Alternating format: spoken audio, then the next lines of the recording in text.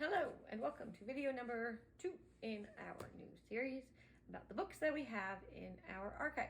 We have a collection of between 300 and 400 books, many that deal with family genealogies, local histories, and histories of organizations such as churches.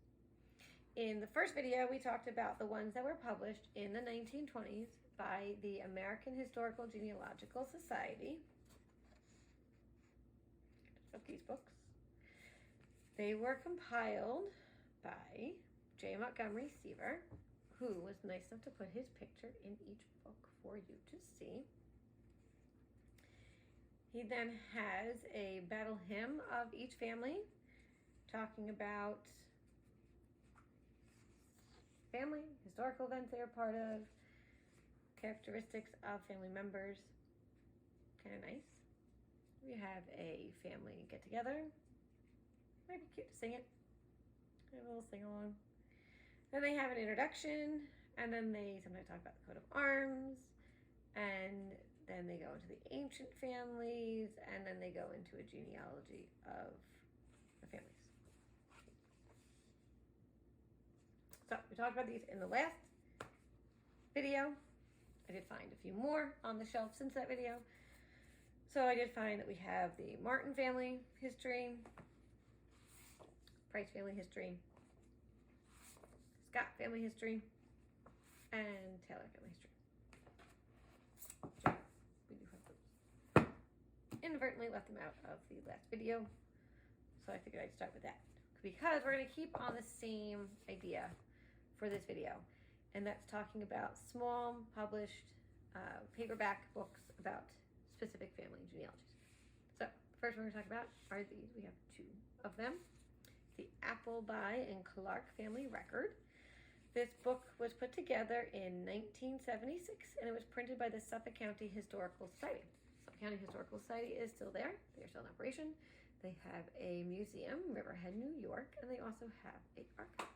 So if you are in the area and you have family from Suffolk County, stop in, say hi. I'm sure they'd be happy to help you. They always have wonderful exhibits up. They are changing them all the time, and they have permanent collections too. And they are very informative about the local history of the town and of the county, and they always have something new and interesting to go and check out. So stop in and say hi. But right now we're talking about the book. So in this book, this was put together by date books that they were found by a member of the Appleby and Clark family. They're not sure, as they say in the book, who it belonged to. They think it belonged to Jenny Appleby. If I'm pronouncing that correctly. If I'm not, I do apologize. Jenny was born in Greenport, Long Island on March 25th, 1844, the daughter of Joseph B. and Hannah M. Wiggins Appleby. She was the wife of William Oscar Clark in Southold. They were married on January 21st, 1864. This introduction is written by Diane F. Perry. It was compiled, the entire book was compiled by Alice W. Kappenberg. So she went through the date books and wrote down the dates of the births, of the deaths, and of marriages. And this is information that you would typically find in a family Bible. Family Bibles have pages for births, deaths, and marriages. So this is essentially information you'd find in that family Bible. So that's important. So we hope that this helps the families in that family find out some more information. The next one we have to talk about is the Havens family in Suffolk County, New York. This was put together by Barrington S. Haven. This is a great little book. Okay, it was published by the author in 1975. And it says a genealogical survey of some of the descendants of William S. Haven, 17th century settler in Aquidneck, Rhode Island. And it says for Nan, which maybe that's his grandmother. It could be. I'm not sure. So this book is great because it has an introduction talking about the family. it goes into talking about different members of the family and genealogical information concerning it. What Barrington also did was he then put all that information into an index so you can find which member you're looking for. But he also put in there the identification of source material, so you can know what source he used, and you can go to the original source. So that's very nice that he put that in there. So it goes through all sorts of genealogy. So if you're researching the Havens family and you are hitting brick walls, perhaps the book by Barrington S. Havens will help you in finding some more information and knock down a brick wall or two, or maybe just reiterate what you already know. Maybe it just proves what you already have down in your records, and this is out there, so if you find it, it'd be a nice addition to your family library. Next one is the Beale family. This is the Beale family genealogy from 1623 to 1850. This book does not have a date of when it was done that I have found so far, but it was done by James Beale Wiley. It has a really great dedication in the beginning. It says, "Only of the dead have I written. This little book is dedicated to the Beales who have passed on. A genealogical history and lineal descent of 8 generations of Beales in America, of whom just a memory is left to us, and a heritage of thrift, stalwart manhood, resolute womanhood, of sterling patriotism, industrious, generous dispensers of hospitality, ardent lovers of home and land. These characteristics are bequeathed to us. Let us carry on." Very sweet. Very sweet. He says that these facts were gathered by the writer during the past 30 years. So he spent 30 years studying the Beale family, his family, and put together for you in a book. Starts with Ninian Beale, born in 1623, died in 1717, married Ruth Moore. That is your first entry in the book. And then it goes through to the end. In the back, we have some information. Last will and testament of Ninian Beale. That one is here, transcribed for you in the back. So if you are researching the Beale family, your ancestor helped you out, wrote down, studied for 30 years, wrote it down for you. Hopefully you could find that book. The next one that we're talking about is the family of Vander Pyle in America by Robert Adrian Vander Pyle. This one says Walter, so maybe it belonged to Walter of that family. I'm not sure. These books, as I mentioned last video, these books all belong to my great aunt, who did genealogical research in the 1780s for people.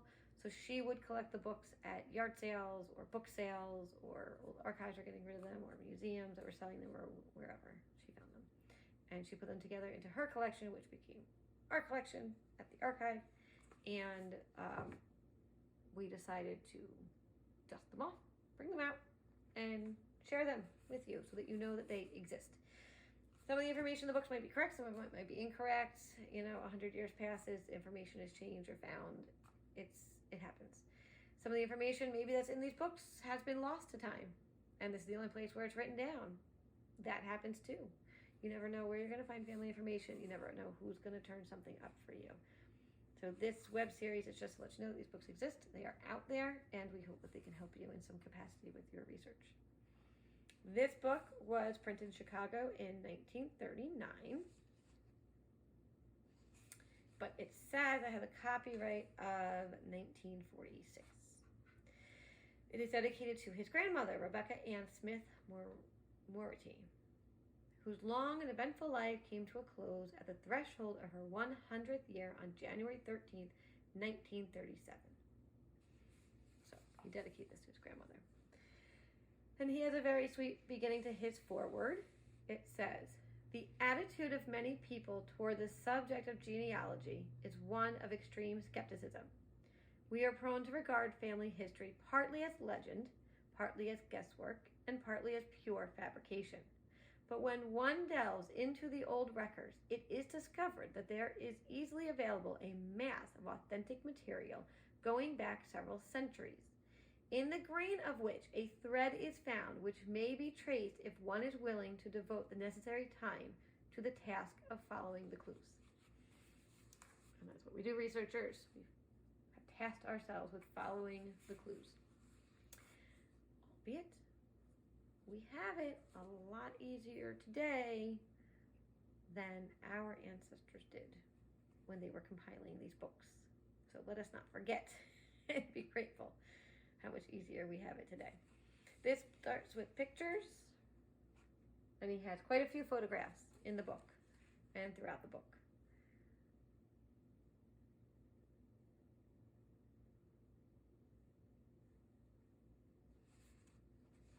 So there are some photographs in these books, which are beautiful, which are still in good shape because you'll see them. Talks about the spelling of the name, and then he goes into the genealogy of the family. Pretty good. Oops. These, you see these fall out of books? These are my aunt's notes for each book.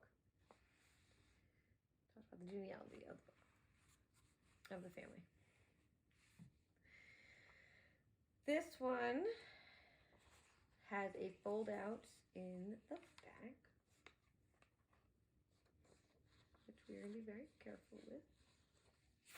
Folds out.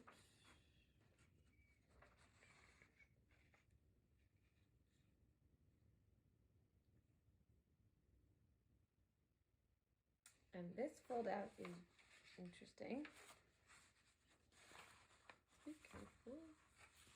It talks about, says 12 through, well, this says 12 through 49, but this is a family tree, and it talks about the Roman and the Frankish connections and the German connections, the British, the French, and the Normandy, and who they are related to. So that is a very interesting fold out. Lots of information. So if you were in the family of Vanderpyle in America, your ancestor, Robert Adrian Vanderpyle, helped you out, did it for you, wrote down a lot of information. Hopefully you can find a copy of the book to help you in your research. The last one we're going to talk about today is the early history of the Warners, Eastern Long Island. This book is a mini chronicle by Justine Warner Wells, and it was published in 1981. So it says 1631 to 1981, 1921 to 1981. In honor of the 350 years our Warners have been in America, and for the 60th anniversary of the start of the Warner picnics, bringing together the descendants of Daniel and Eleanor Howell Warner. I don't know if they still hold those since 1981, but hopefully they do, because that means they've been going on for 100 years.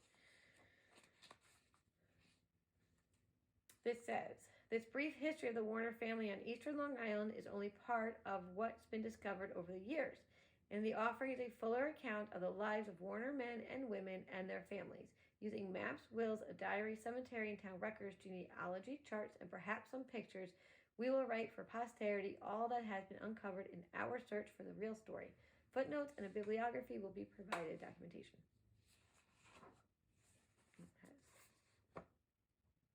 So if you are researching the early history of the Warners of Eastern Long Island, Justine, she helped you out. She wrote it down for you. So that's all for the books that we are talking about today. Hopefully they help you. Hopefully you can find a copy. If you have questions about the books that we have and you would like to know more, you can always give us a comment, shoot us an email, let us know what's going on, and we will try to help you out if we can by looking up things in the book for you.